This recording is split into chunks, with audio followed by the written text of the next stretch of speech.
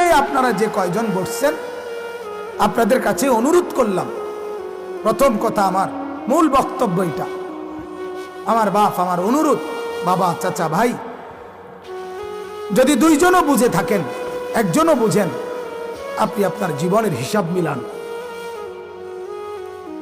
কবরে যাওয়ার আগে আগেই হিসাব মিলান। যা অর্জন হইল আখেরাতের পুঁজি, এতে আখেরাত টিকবে তো?